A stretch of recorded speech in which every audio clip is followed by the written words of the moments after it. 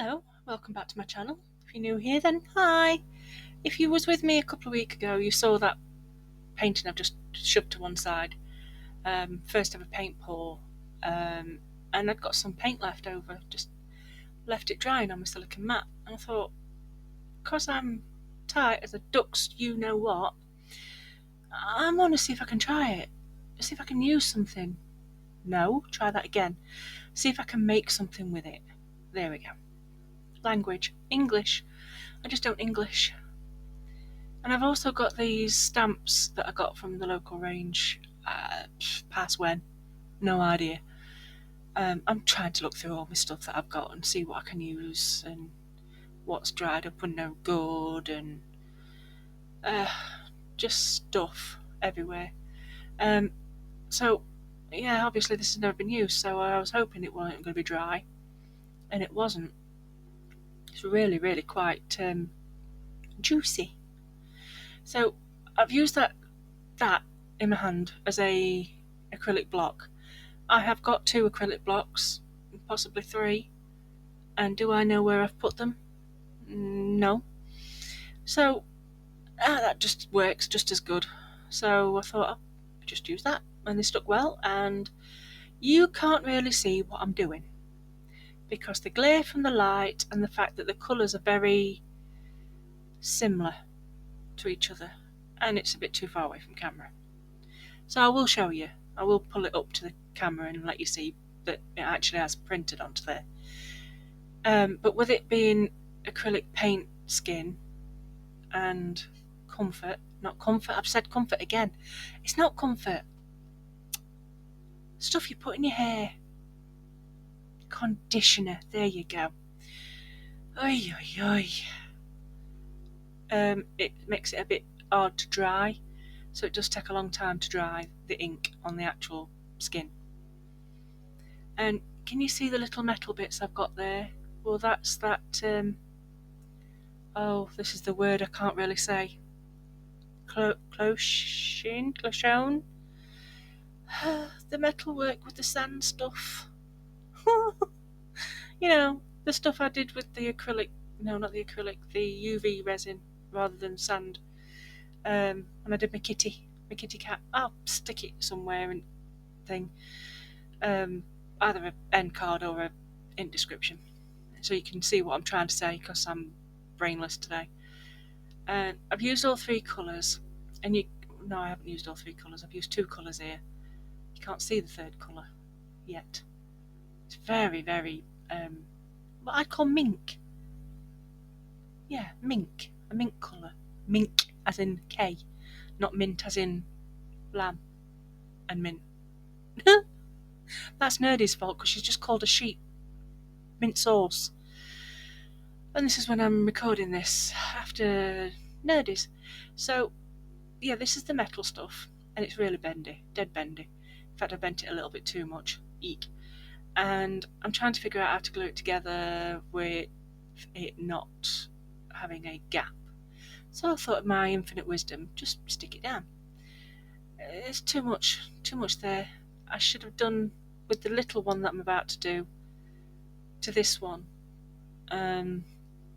So I'm clipping that together.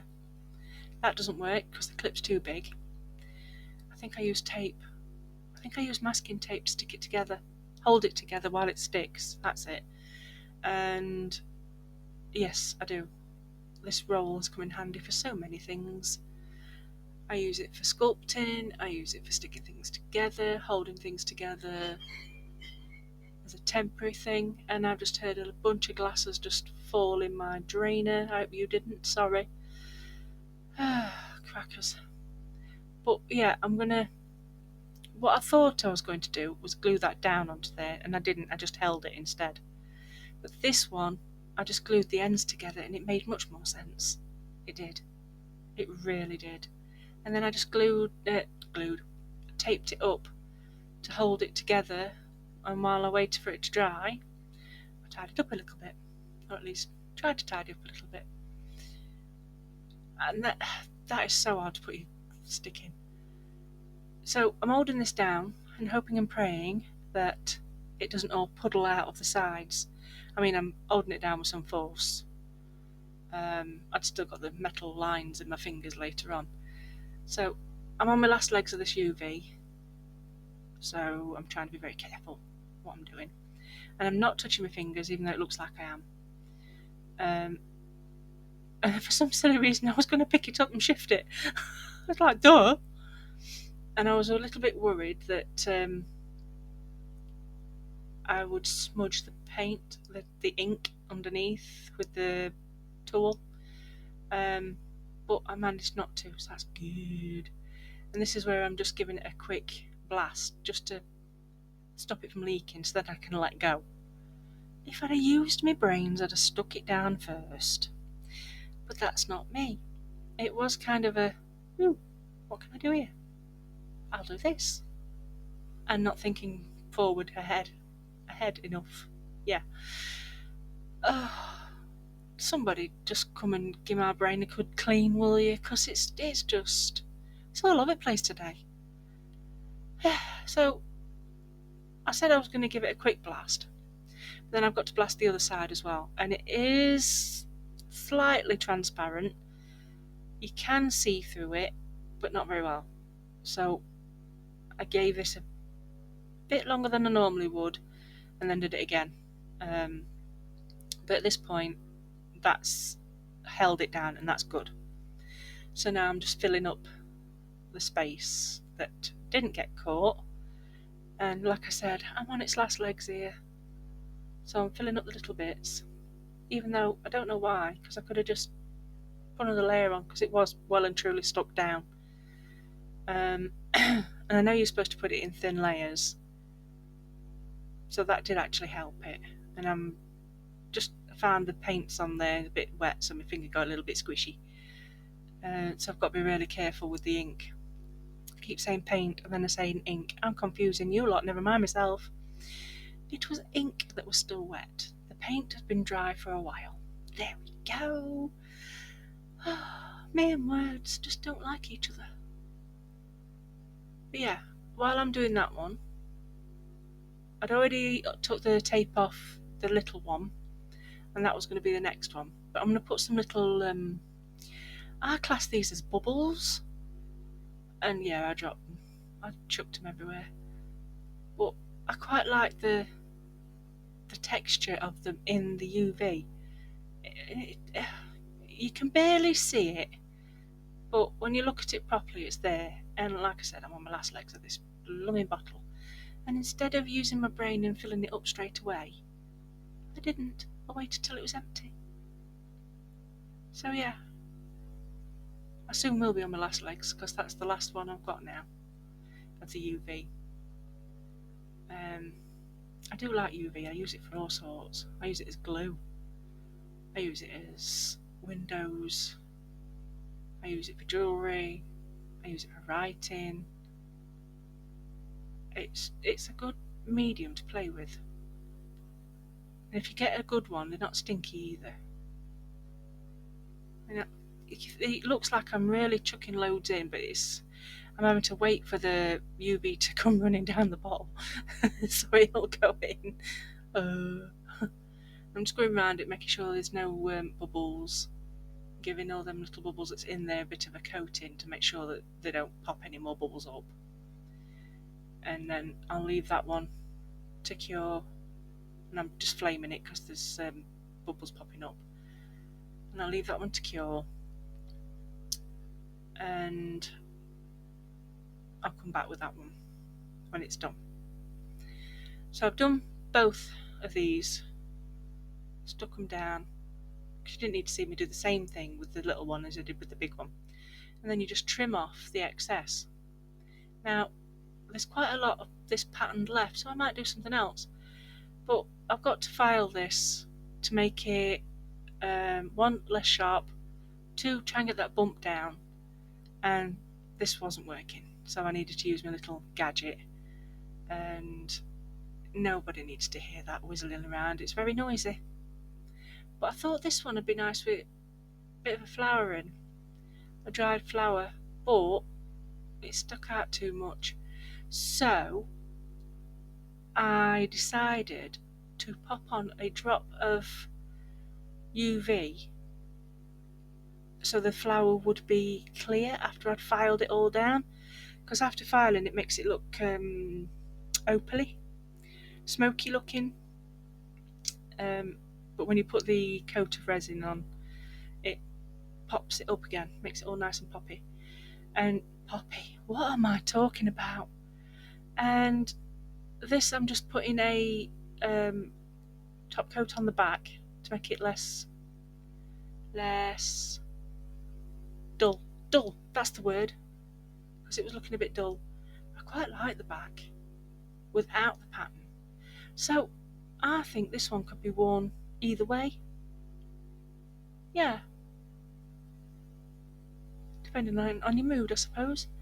But yeah, it needed a top coat just to stop it from being so dull looking, and it made it really shiny. I quite liked it. So I'm going to obviously cure that again. But once that one's cured, I am going to do the other side and give that a top coat too. And I really should learn to stop working on the glass top with the UV resin, because then I have to use the heat gun to get it off when it's cured. I'm a muppet.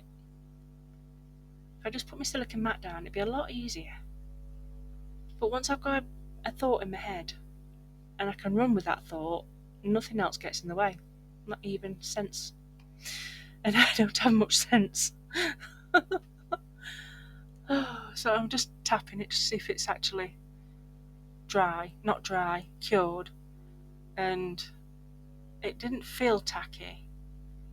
So now I'm putting the top coat on the other side, and that does make it come alive a bit more. What's that word? It makes the colours pop. And I'm going over the metal rim, so then the rim of the metal isn't sharp and it's all nice and smooth. Anyway, if you like this, please give me a thumbs up. I want to thank each and every one of you for being here. For those who've been sending me messages, thank you very much. I do try to get back to you, but I'm sure you'll understand if I don't. Thank you. I do mean that. 1, I'm forgetful, and 2, stuffs. So yeah, if you like it, give me a thumbs up, subscribe, whatever's, be nice, and I'll see you all next time. And I'll leave you some photos of it actually made into jewellery, although I don't think this is good enough for jewellery. This is just me messing about, seeing if it'll work. So a lesson has been learned. Don't use so much metal, and put a silicone mat down, and no heat gun necessary. Yay! Thank you all for watching, and I'll see you again soon. Bye!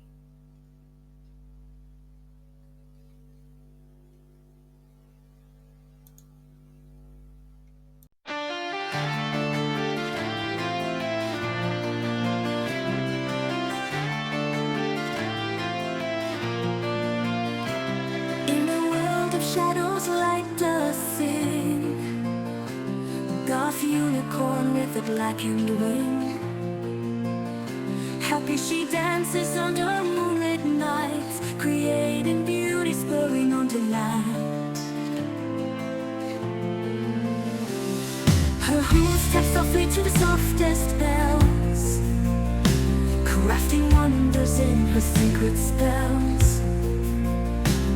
From threads of silver and whispers bright, a tapestry woven in the dark of night.